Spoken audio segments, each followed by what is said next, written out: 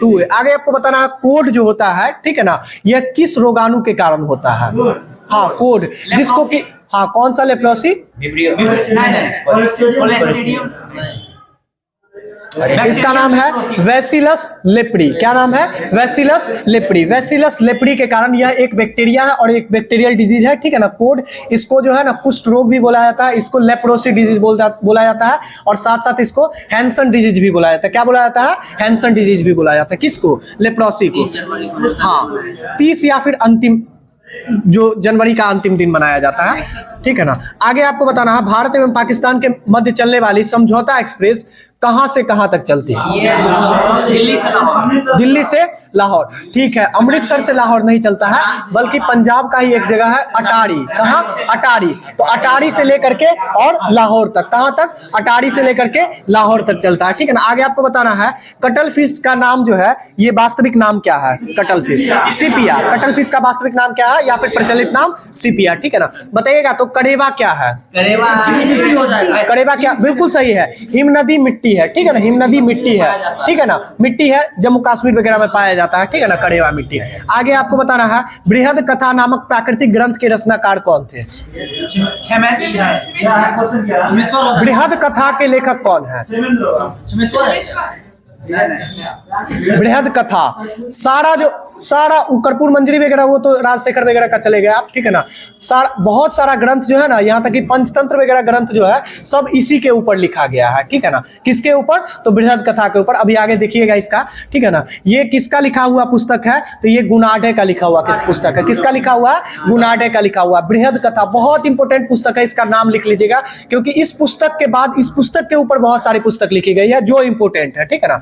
बृहद कथा किसके द्वारा लिखी गई है, गुनाढे के द्वारा। आगे आपको बता क्या हुआ, सीधा सीधा बृहद कथा, ठीक है। अरे गलत लिखा हुआ, अगर छिमेंद्र लिखा हुआ है ना तो गलत लिखा हुआ, बृहद कथा मंजरी के लेखक छिमेंद्र है, ठीक है ना। चलिए ना अभी देखिए ना, अभी कंफ्यूजन दूर हो जाएगा। अगर कहीं लिखा हुआ है बृहद कथा के लेखक जो है छिमेंद्र है, उसको काट दीजिए, ठीक है ना, वो गलत लिखा हुआ है। बृहद कथा के लेखक कौन है, तो गुनाढे के द्वारा लिखा गया। चलिए आगे आपको देखना है, बताइएगा भारत के उत्तर पश्चिम भाग में सर्दियों के दौरान वर्षा का कारण क्या है, पश्चिमी विक्षोभ, ठीक है ना, वेस्टर्न जेट जो है, ठीक है ना। आगे आपको बताना स्वतंत्र भारत के लिए संविधान का प्रारूप तैयार करने के लिए किया गया पहला राष्ट्रवाद का सर्वप्रथम प्रभावी प्रयत्न कौन सा था। यानी स्वतंत्र भारत के लिए जो है ना संविधान सभा का जो प्रारूप तैयार करना था, यानी ड्राफ्ट जो तैयार करना था, इसके लिए सबसे पहला जो प्रयास किया गया था वो कब किया गया था, किसके द्वारा किया गया था, जेएल नेहरू के नहीं, जेएल नेहरू के द्वारा नहीं, जेएल नेहरू के पिताजी के द्वारा, मोतीलाल नेहरू के द्वारा, ठीक है ना। 10 अप्रैल 1928 में जो नेहरू रिपोर्ट आया है, वही सबसे पहले जो है ना संविधान सभा का प्रारूप तैयार करने के लिए प्रयास किया। और उसी समय में भारतीय संविधान का जो प्रस्तावना है, ठीक है ना, उसकी भी रचना उसी समय में हुई है। और उसके बाद उसमें अमूलचूल परिवर्तन करके और 13 दिसंबर 1946 को उनके बेटा जवाहरलाल नेहरू के द्वारा संविधान सभा के समक्ष उस प्रस्तावना को पेश किया गया था, ठीक है ना। जिसकी स्वीकृति कब होती है, 22 जनवरी 1947 को, ठीक है ना। आगे आपको बताना है मुगल साम्राज्य के पतन के लिए जागीर संकट के सिद्धांत का प्रतिपादन करने वाले इतिहासकार कौन थे। जैसे मुगल का जो डिक्लाइन होता है ना, उसका जो पतन होता है, तो उसके बारे में एक इतिहासकार है जो बोलते हैं मुगल का पतन इसके लिए हो गया क्योंकि जागीर संकट आ गया था, ठीक है ना, जागीर संकट। तो ऐसा कंसेप्ट देने वाले इतिहासकार कौन है, तो ये भारतीय इतिहासकार है सतीश चंद्र। क्या नाम है, सतीश चंद्र। ध्यान से सुनिए, मुगल साम्राज्य के पतन के लिए जागीर संकट के सिद्धांत का प्रतिपादन किसके द्वारा किया गया, किस इतिहासकार के द्वारा, सतीश चंद्र के द्वारा, ठीक है ना। आगे आपको बताना है बृहद कथा के लेखक कौन है, गुनाढे। बहुत अच्छा। आगे आपको बताना है किस अधिनियम के द्वारा गवर्नर जनरल को अध्यादेश जारी करने की शक्ति मिली थी, 1961 ना, 1861, ठीक है ना, 1861, ठीक है ना, 1861। ध्यान से इसको रखिएगा, सीधे 61 नहीं याद रखना, 1861 थी। आगे आपको बताना स्वराज शब्द का प्रयोग करने वाले सर्वप्रथम भारतीय व्यक्ति कौन थे।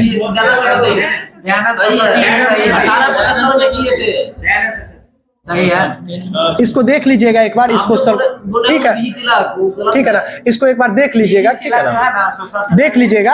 1895 में जो है 1896 में अच्छी किए थे प्रस्ताव पारित किए, देख लीजिएगा एक बार जो है ना, स्वराज के बारे में देख लीजिएगा। वैसे हमेशा से 1875 में सब लोग पढ़ते आए हैं, कि दयानंद सरस्वती के बारे में, ठीक है ना। चलिए आगे आपको बताना है बृहद कथा मंजरी के लेखक कौन है? क्षेमेंद्र। बृहद कथा मंजरी के लेखक, वहां पे क्या लिखा हुआ था? बृहद कथा के लेखक, काट दीजिएगा उसको, ठीक है ना। उसके बाद कथा सरित सागर के लेखक कौन है? सोमदेव। कथा सरित सागर भी जो लिखा गया है किस पुस्तक पे लिखा गया है? बृहद कथा के ऊपर ही। किस पुस्तक के ऊपर? बृहद कथा के ऊपर। बृहद कथा श्लोक संग्रह के लेखक कौन है? बृहद कथा श्लोक संग्रह के लेखक कौन है? यह भी पुस्तक उसी पुस्तक पे लिखी गई। किस पुस्तक पे? तो बृहद कथा पे ही लिखा गया है, ठीक है ना। यह इसके श्लोक के जो लेखक है, बृहद कथा श्लोक संग्रह के जो लेखक है वो है बुद्ध स्वामी। कौन है? बुद्ध स्वामी। ये थोड़ा सा नया लग रहा होगा सुनने में, क्योंकि क्षेमेंद्र और सोमदेव के बारे में बराबर जिक्र होता है। बताइएगा बृहद कथा श्लोक संग्रह के लेखक कौन है? तो बुद्ध स्वामी। कौन है? बुद्ध स्वामी। और ये एक संस्कृत ग्रंथ है, ठीक है ना। और बृहद कथा मंजरी कैसी ग्रंथ है? तो यह भी संस्कृत ग्रंथ ही है। कैसी ग्रंथ है? संस्कृत ग्रंथ है। बताइएगा संस्कृत साहित्य का शिरोमणि ग्रंथ किसे कहा जाता है? संस्कृत साहित्य का शिरोमणि ग्रंथ किसे कहा जाता है? तो कथा सरित सागर जिसके लेखक सोमदेव है, इस पुस्तक को जो है ना संस्कृत साहित्य का शिरोमणि ग्रंथ कहा जाता है। इसको भी एक एक्स्ट्रा फैक्ट को लिख दीजिएगा, ठीक है ना। बृहद कथा जो है यह किस भाषा में लिखी गई थी? नहीं, बृहद कथा जो लिखी गई थी ना, ठीक है ना, ये एक पैचेसी भाषा थी। कौन सा भाषा था? पैचेसी भाषा थी, ठीक है ना। यह प्राकृतिक भाषा जो थी उससे मिलती जुलती भाषा थी, ठीक है ना। कुछ लोग का मत है कि वही भाषा है, ठीक है ना। इसी भाषा में लिखी गई थी। और इसके ऊपर जो लिखा गया बृहद कथा मंजरी, कथा सरित सागर और बृहद कथा श्लोक संग्रह, यह सब संस्कृत में लिखा गया। चलिए अभी विद्रोह अभी बता रहे थे ना, ठीक है ना, कुछ देर पहले रणधीर जी। अभी बताइएगा संथाल विद्रोह जो है यह किस क्षेत्र में स्टार्ट हुआ था? किस क्षेत्र में? झारखंड और पश्चिम बंगाल वाले क्षेत्र में, ठीक है ना। ध्यान से सुनिएगा, संथाल विद्रोह जो है यह झारखंड और पश्चिम बंगाल वाले क्षेत्र में हुआ था। कब हुआ था संथाल विद्रोह? 1855-56 में चला था। बिल्कुल सही है, 1855-56 में चला था। झारखंड विद्रोह के झारखंड विद्रोह कहते हैं, संथाल विद्रोह के नेतृत्वकर्ता कौन? सिद्धू कान्हू, ठीक है ना। हाँ ठीक है, इसमें 4 पुरुष थे। कितने पुरुष थे? 4 पुरुष जो समान रूप से नेतृत्व प्रदान कर रहे थे, ठीक है ना। और 2 महिलाएं थी, ठीक है ना। 2 महिलाएं थी, इनका भी नाम याद रखिएगा।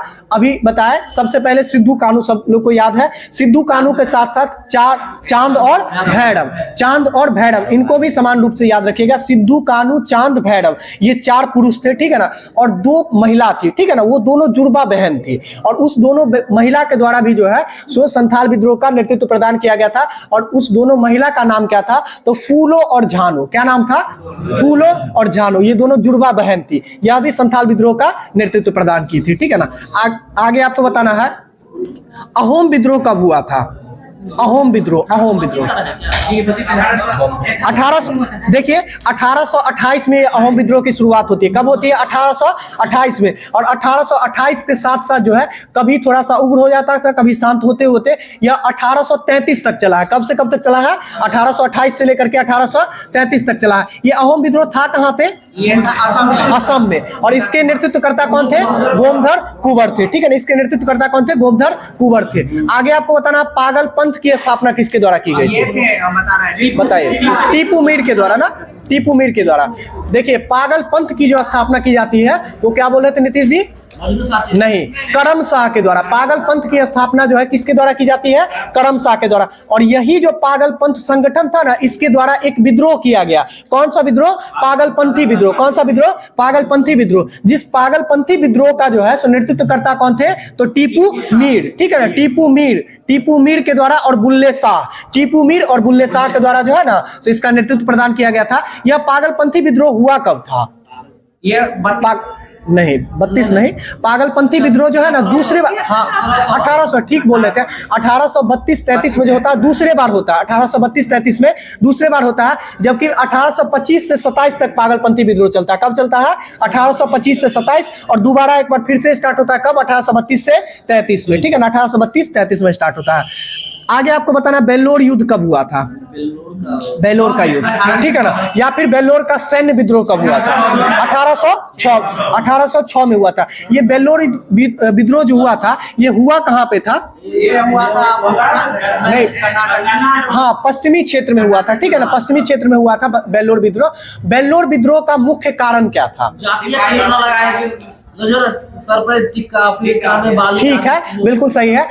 अंग्रेज ब्रिटिश गवर्नमेंट के द्वारा जो है ना, ब्रिटिश गवर्नमेंट के द्वारा, ब्रिटिश सांसद के द्वारा एक कोड लाया गया था, ठीक है ना, ध्यान से सुनिए। ब्रिटिश गवर्नमेंट के द्वारा एक कोड लाया गया था जिसको ड्रेस कोड नाम दिया गया, ठीक है ना। क्या नाम दिया गया? Dress code. और यह ड्रेस कोड सिर्फ सैनिकों पे लागू होता था। किस पे लागू होता था? सैनिकों को। सैनिक को बोला गया कि ये जो ड्रेस कोड है अब यही ड्रेस कोड चलेगा, यानी कि उसमें जो मुसलमान वगैरह थे उनको बोला गया कि आपको जो ड्रेस मिल रहा है ये ड्रेस पहनिए, और ये दाढ़ी वगैरह जो बढ़ा के रखते हैं ये सही नहीं है, इसको जाकर के सेव करवाइए, ठीक है ना। उसके बाद हिंदुओं को बोला गया कि ये जो चंदन टिक्का वगैरह लगा के आ जाते हैं यह भी नहीं चलेगा, इसको जो है सो खत्म कीजिए, ठीक है ना। इसी को लेकर के विद्रोह हुआ था सैनिक के द्वारा। बेलोर का विद्रोह कब हुआ था? 1806 में, यानी ड्रेस कोड के विरोध में यह विद्रोह हुआ था। आगे आपको बताना है रामोसी विद्रोह कब हुआ था? रामोसी विद्रोह 1822 में। रामोसी विद्रोह कब होता है? 1822 में। रामोसी विद्रोह 1822 में। रामोसी विद्रोह के बारे में दो फैक्ट याद रखिएगा। रामोसी विद्रोह एक बार 1822 में होता है, ठीक है ना। एक बार कब होता है? 1822 में। और 100 साल के बाद फिर से एक बार 1922 में होता है, ठीक है ना। रामोसी विद्रोह दो बार होता है और दोनों बार अंग्रेज सरकार के द्वारा दबा दिया जाता है। सबसे पहले जो 1822 में होता है इसके नेतृत्वकर्ता कौन थे?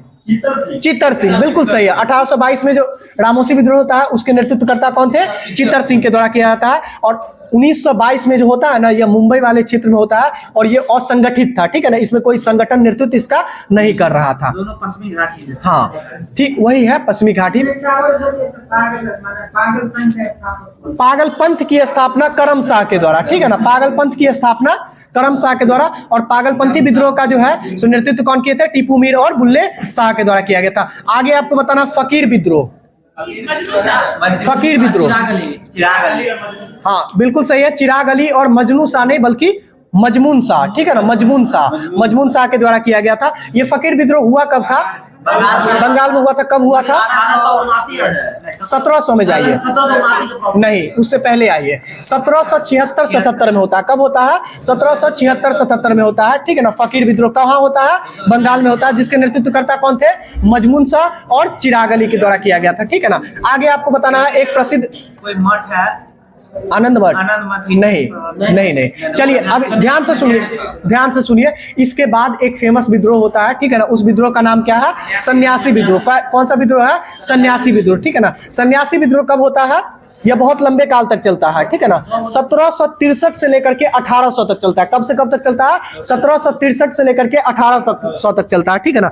इसमें यह सन्यासी विद्रोह किस चीज के लिए हुआ था? सन्यासियों को भीख मांगने से मना कर दिया। हाँ, सन्यासियों को भीख मांगने से मना नहीं किया गया था, ठीक है ना। बल्कि सन्यासियों को जो है ना, सन्यासियों को बोला गया था कि आप जो तीर्थ यात्रा वगैरह जो करते हैं, इसको टैक्स नहीं, इसको जो है ना सो आप अस्त्र शस्त्र के साथ जो लेकर के भाला उला लेकर के त्रिशूल उर्सूल लेकर के बम बम भोले करते चल देते हैं, ये सब नहीं करना है, ठीक है ना। उसको डर लग रहा था, अंग्रेज को बार बार जो है ना सो ये जितना विद्रोह हो रहा था उसको देख करके डर लग रहा था कि हो सकता है बोलेगा कि अमरनाथ यात्रा पे जा रहे हैं और सब एक के जगह जुट करके फिर जो है सो भाला बर्ची लेकर के कोई विद्रोह ना शुरू कर दे। तो इसके लिए वहां पे क्या कर दिया गया कि बोला गया कि ये नहीं चलेगा, ठीक है ना। आप जो सशस्त्र तीर्थ यात्रा करते हैं ये नहीं चलेगा, इस पर रोक लगाने के लिए उस एक एक्ट लाया गया और उसी के विरोध में जो है सन्यासियों के द्वारा विद्रोह किया गया, जिसका बाद में जो है ना सो आनंद मठ जो बंकिम चंद्र चटर्जी के द्वारा पुस्तक लिखा गया उसमें डिटेल रूप से जो है उसकी चर्चा की गई है, ठीक है ना। किस विद्रोह का? आप जो बोले ना कि जो सरकार सैन्य विद्रोह था है ना,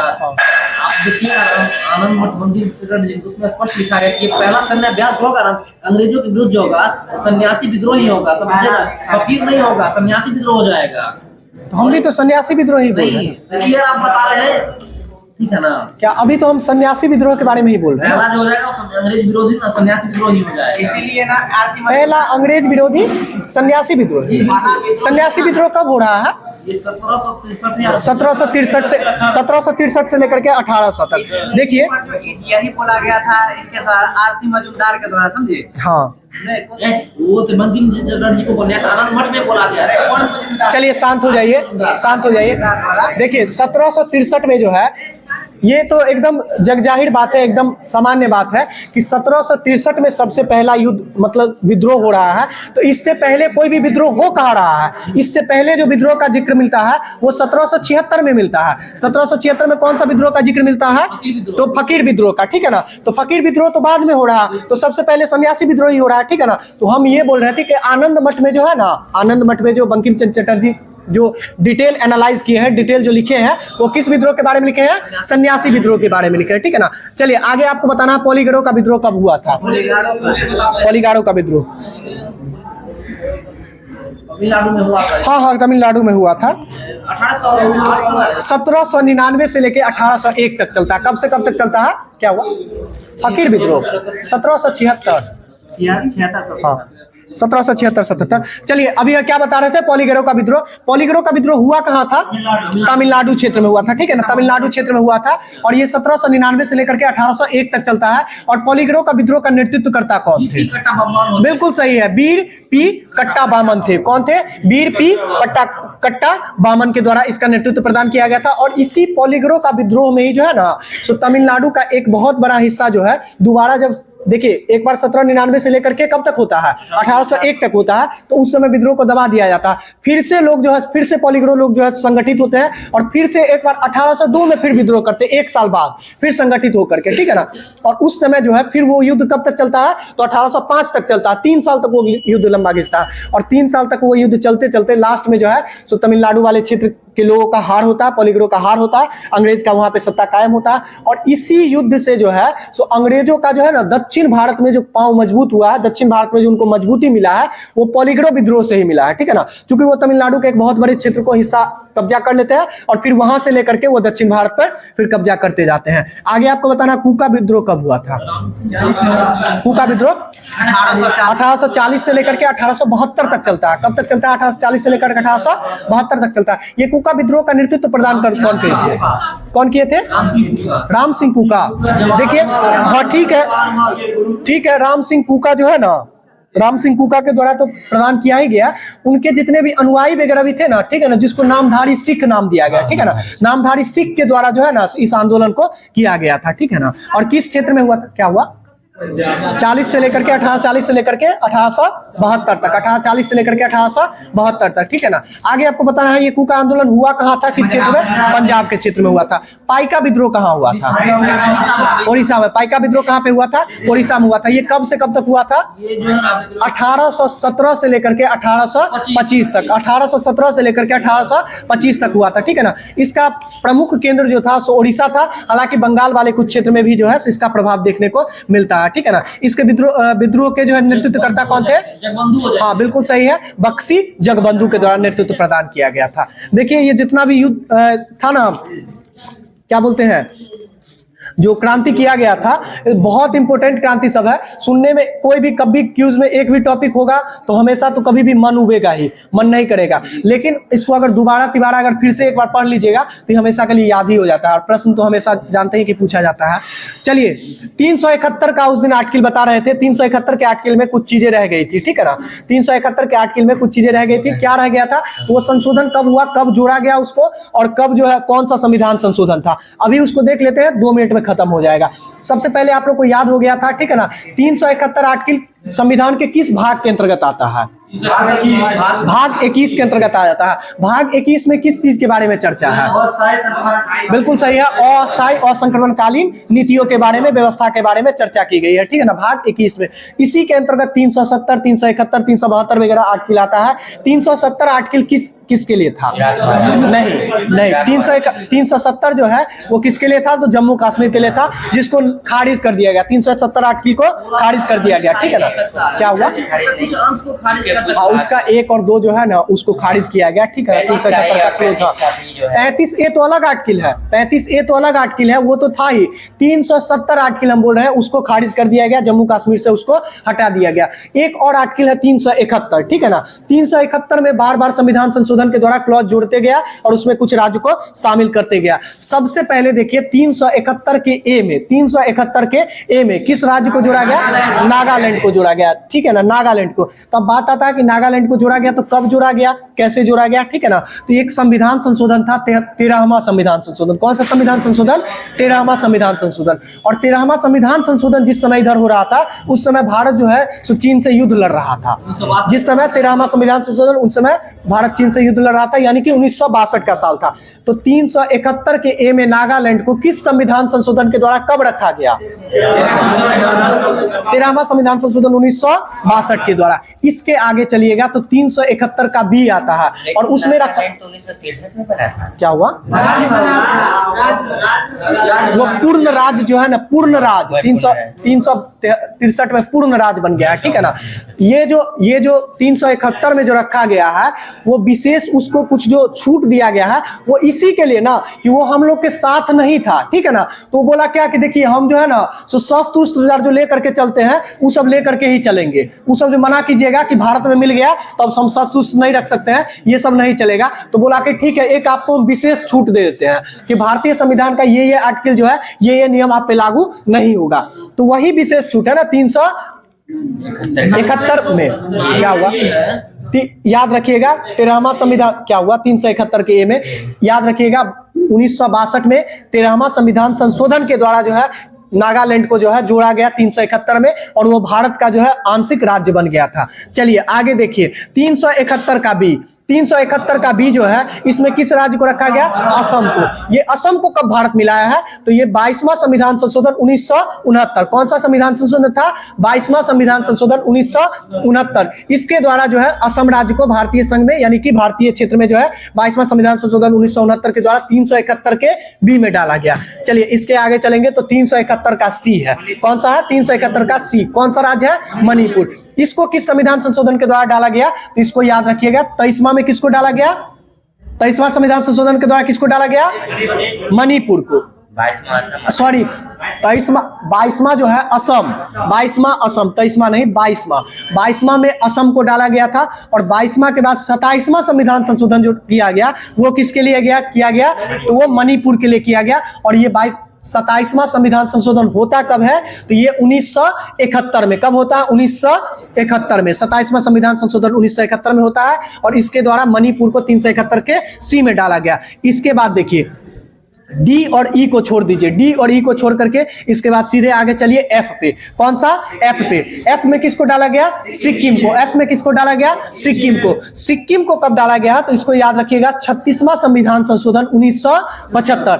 36वां संविधान संशोधन 1975 के द्वारा सिक्किम को भारतीय राज्य में मिला करके इसको 371 के एफ में डाला गया। इसके बाद आप आगे चलिएगा तो 371 का जी बिल्कुल सही है, मिजोरम। 371 का जी में कौन सा है? मिजोरम है। और मिजोरम को कब डाला गया? तो ये है 53वां संविधान संशोधन 1986। 53वां संविधान संशोधन 1986। और इससे आगे चलिएगा आप तो आता है 371 का एच। जी के बाद कौन आता है? 371 का एच। और 300 क्या हुआ? अरुणाचल प्रदेश। बिल्कुल सही है, अरुणाचल प्रदेश। और अरुणाचल प्रदेश को भारतीय संघ में कब मिलाया गया है? तो ये 55वां संविधान संशोधन 1986 में, ठीक है ना। 55वां संविधान संशोधन 1986 के द्वारा ही इसको डाल दिया गया कि भारत में ये आंशिक रूप से मिल गया है, अब उसको 87 में पूर्ण रूप से मिला लेता है, ठीक है ना। 55वां संविधान संशोधन 1986 के द्वारा। तो 86 में दो संविधान संशोधन होता है, एक तो जी और एक एच, ठीक है ना। 53वां और 55वां, 53वां और 55वां। 53वां किसके लिए होता है? मिजोरम के लिए। और 55वां किसके लिए होता है? अरुणाचल प्रदेश के लिए। और दोनों क्या हुआ?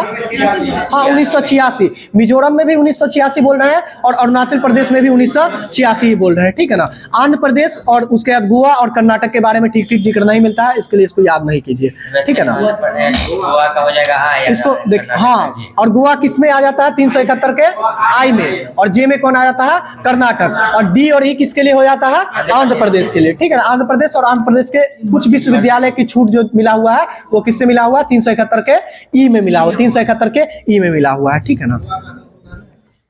बता देंगे इसको, दूसरे दिन बता देंगे। साफ साफ कहीं पे नहीं मिला है इसके लिए नहीं बताते हैं, ठीक है ना। देखिए वो ठीक है, वो सबको ठीक है, याद है, लेकिन इसको क्या करे? छोड़ दे या फिर 49 हो रहा, छोड़ दे या फिर रहने दे और करवा दे, ठीक है। आज के लिए ठीक है, एक आपको विशेष छूट दे देते हैं कि भारतीय संविधान का ये आर्टिकल जो है ये नियम आप पे लागू नहीं होगा। तो वही विशेष छूट है ना 371 में। क्या हुआ? याद रखिएगा 13वां संविधान क्या हुआ? 371 के ए में। याद रखिएगा 1962 में 13वां संविधान संशोधन के द्वारा जो है नागालैंड को जो है जोड़ा गया 371 में और वो भारत का जो है आंशिक राज्य बन गया था। चलिए आगे देखिए 371 का बी। 371 का बी जो है इसमें किस राज्य को रखा गया? असम को। ये असम को कब भारत मिलाया है? तो ये 22वां संविधान संशोधन 1969। कौन सा संविधान संशोधन था? 22वां संविधान संशोधन 1969। इसके द्वारा जो है असम राज्य को भारतीय संघ में यानी कि भारतीय क्षेत्र में जो है 22वां संविधान संशोधन 1969 के द्वारा 371 के बी में डाला गया। चलिए इसके आगे चलेंगे तो 371 का सी है। कौन सा है? 371 का सी। कौन सा राज्य है? मणिपुर। इसको किस संविधान संशोधन के द्वारा डाला गया? तो इसको याद रखिएगा, 23वां में किसको डाला गया? 23वां संविधान संशोधन के द्वारा किसको डाला गया? मणिपुर को।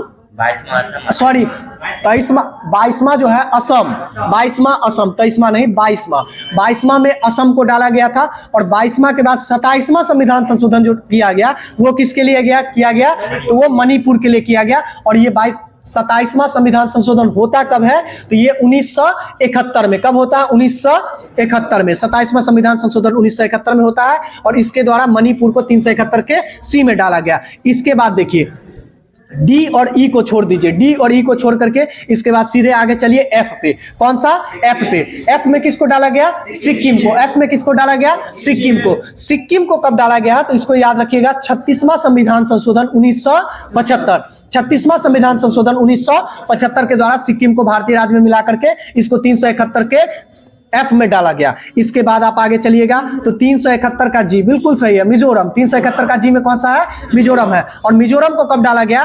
तो ये है 53वां संविधान संशोधन 1986। 53वां संविधान संशोधन 1986। और इससे आगे चलिएगा आप तो आता है 371 का एच। जी के बाद कौन आता है? 371 का एच। और 300 क्या हुआ? अरुणाचल प्रदेश। बिल्कुल सही है, अरुणाचल प्रदेश। और अरुणाचल प्रदेश को भारतीय संघ में कब मिलाया गया है? तो ये 55वां संविधान संशोधन 1986 में, ठीक है ना। 55वां संविधान संशोधन 1986 के द्वारा ही इसको डाल दिया गया कि भारत में ये आंशिक रूप से मिल गया है, अब उसको 87 में पूर्ण रूप से मिला लेता है, ठीक है ना। 55वां संविधान संशोधन 1986 के द्वारा। तो 86 में 2 संविधान संशोधन होता है, एक तो जी और एक एच, ठीक है ना। 53वां और 55वां। 53वां और 55वां। 53वां किसके लिए होता है? मिजोरम के लिए। और 55वां किसके लिए होता है? अरुणाचल प्रदेश के लिए। और दोनों क्या हुआ? हाँ 1986। मिजोरम में भी 1986 बोल रहे हैं और